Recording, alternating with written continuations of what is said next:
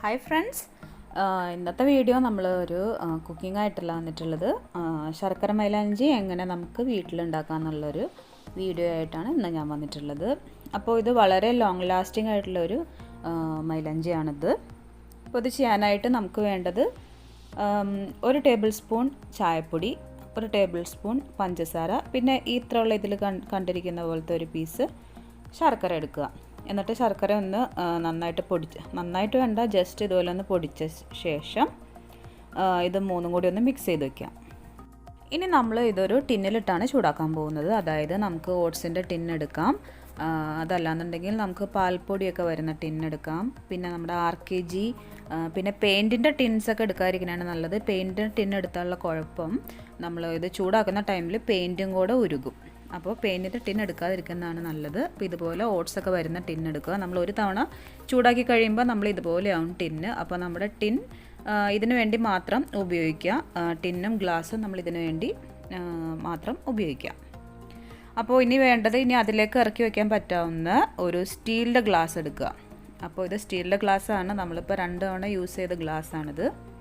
അപ്പോൾ ഇതുപോലെ സ്റ്റീലിൻ്റെ ഗ്ലാസ് എടുക്കുക. സ്റ്റീലിൻ്റെ ഗ്ലാസ് എടുത്ത് അതിൽ ഇറക്കി വയ്ക്കാൻ പറ്റാവുന്ന ഒരു ഗ്ലാസ് ആയിരിക്കണം. ഇനി നമ്മൾ നേരത്തെ മിക്സ് ചെയ്ത് വെച്ചിരിക്കുന്ന മിക്സ് നമ്മൾ ഏത് ടിന്നിലാണോ ചൂടാക്കുന്ന ആ ടിന്നിൻ്റെ സൈഡിൽ കൂടി ഇട്ട് കൊടുക്കുക. നടുവിൽ ആ ഗ്ലാസ് വയ്ക്കാവുന്ന ഒരു ഭാഗം മാത്രം ഒഴിവാക്കിയിട്ട് അതിൻ്റെ സൈഡിൽ കൂടി ഇട്ട് കൊടുക്കുക.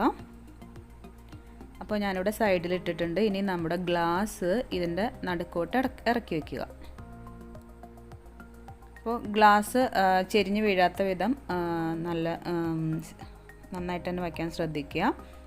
അപ്പോൾ ഇനി നമുക്കിത് ലോ ഫ്ലെയിമിൽ ചെറിയ ബർണറിൽ വെച്ചിട്ട് ചൂടാക്കാം. എന്നിട്ട് ഇത് ചൂടാക്കാൻ വയ്ക്കുന്ന ടൈമിൽ ഇതുപോലെ ഒരു ബൗളിൽ കുറച്ച് വെള്ളം, ഇതുപോലൊരു ഹാഫ് വെള്ളം ഒഴിച്ച ശേഷം ലോ ഫ്ലെയിമിൽ ഒരു 20 മിനിറ്റ്സ് ചൂടാക്കണം. അപ്പോൾ അത് ചൂടാക്കുന്ന ടൈമിൽ നല്ല കരിഞ്ഞ മണമൊക്കെ വരും, അതൊന്നും കാര്യമാക്കണ്ട. അപ്പോൾ നമ്മുടെ ബൗള് നമ്മുടെ ടിന്നിൻ്റെ ആ ഓപ്പൺ ആയിട്ടിരിക്കുന്ന ഭാഗം കവർ ചെയ്തിരിക്കാൻ പറ്റുന്ന ബൗളായിരിക്കണം. അപ്പോൾ ഇത് 20 മിനിറ്റ്സ് ലോ ഫ്ലെയിമിൽ വച്ച ശേഷം നമുക്ക് ഓഫ് ചെയ്ത് വയ്ക്കാം. ഓഫ് ചെയ്തതിന് ശേഷം അപ്പം തന്നെ എടുക്കണ്ട, ഒരു 20 മിനിറ്റ്സ് വെയിറ്റ് ചെയ്ത് അതിൻ്റെ ചൂടൊക്കെ നന്നായിട്ടൊന്ന് ആറിയതിന് ശേഷം നമുക്ക് നമ്മൾ മുകളിൽ വെച്ചിരിക്കുന്ന ബൗൾ എടുത്ത് മാറ്റാം. അപ്പോൾ നമ്മുടെ ഗ്ലാസ്സിൽ കുറച്ച് ആവി വെള്ളം വീണ് കിടക്കും. അപ്പോൾ ഇതാണ് നമ്മുടെ മൈലാഞ്ചി. ഈ ഒരു വെള്ളമാണ് നമ്മൾ മൈദ മിക്സ് ചെയ്ത് ഇടാൻ പോകുന്നത്. അപ്പോൾ ഇത് നന്നായിട്ട് ചൂടാറിയതിന് ശേഷം മാത്രം ഗ്ലാസ് വെള്ളം പോവാതെ എടുത്തതിന് ശേഷം നമുക്കിത് ചൂടാറി കഴിയുമ്പോൾ ചെറിയൊരു കുപ്പിയിലാക്കി വയ്ക്കാം. പിന്നെ നമ്മുടെ ഈ ടിൻ നമുക്കിത് പിന്നെയും മൈലാഞ്ചി ഉണ്ടാക്കാൻ വേണ്ടി യൂസ് ചെയ്യാം. അപ്പോൾ ഇതിനകത്ത് കരിഞ്ഞു പിടിച്ചിരിക്കുന്ന ഈ പഞ്ചസാര ഇതൊക്കെ ഒന്ന് ക്ലീൻ ചെയ്തിട്ട്, കഴുകൊന്നും വേണ്ട, നമുക്കത് എടുത്ത് വയ്ക്കാം. നമുക്ക് പിന്നീട് നെക്സ്റ്റ് മൈലാഞ്ചി ഉണ്ടാക്കുന്ന ടൈമിൽ ടിന്നും ഗ്ലാസും ഉപയോഗിക്കാവുന്നതാണ്. അപ്പോൾ ഇതുപോലെ നമ്മളൊരു ടിന്നിലൊഴിച്ച് അടച്ച് സൂക്ഷിക്കാം. അപ്പോൾ നമ്മൾ മൈലാഞ്ചി ഇടുന്ന ടൈമിൽ ഇതുപോലെ ഒരു 1/4 ടീസ്പൂൺ മാത്രം മൈദ എടുക്കുക. അപ്പോൾ നമ്മൾ ഈ മൈദയിലേക്ക് നമ്മൾ നേരത്തെ തയ്യാറാക്കി വെച്ച കുറച്ച് ലിക്വിഡ് മാത്രം ഒഴിച്ചിട്ട് ജസ്റ്റ് ഒന്ന് മിക്സ് ചെയ്തിട്ട് നമ്മളെല്ലാ വിരലിലും ഒന്ന് ഇട്ട് കൊടുക്കുക. അപ്പോൾ നമ്മുടെ ആവശ്യത്തിന് മാത്രം മിക്സ് ചെയ്താൽ മതിയാവും. നമ്മൾ ഒത്തിരി മിക്സ് ചെയ്ത് വെച്ചാൽ പിന്നീട് ഇത് യൂസ്ലെസ് ആയിട്ട് പോകും, ഇത് കട്ട പിടിച്ച് പോകും മൈദ ആയതുകൊണ്ട്.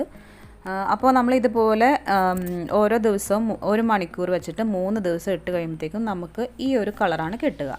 നമ്മളിത് ഡേ ബൈ ഡേ ഇതിൻ്റെ കളറ് ഡാർക്കായിക്കൊണ്ടിരിക്കും. ഓട്ടോമാറ്റിക്കായിട്ട് ഇത് ഡാർക്കായിട്ട് വരും പിറ്റേ ദിവസം ആകുമ്പോഴത്തേക്കും. അപ്പോൾ നമ്മുടെ കളറ് നമ്മുടെ ഇഷ്ടത്തിനനുസരിച്ചുള്ള കളറ് വരുന്നിടം വരെ നമുക്കിത് ഇടാവുന്നതാണ്. അപ്പോൾ എല്ലാവരും ഈ മൈലാഞ്ചി ഒന്ന് ട്രൈ ചെയ്ത് നോക്കണം. അപ്പോൾ എല്ലാവർക്കും ഈ വീഡിയോ ഇഷ്ടമായിട്ടുണ്ടെന്ന് ഞാൻ വിചാരിക്കുന്നു.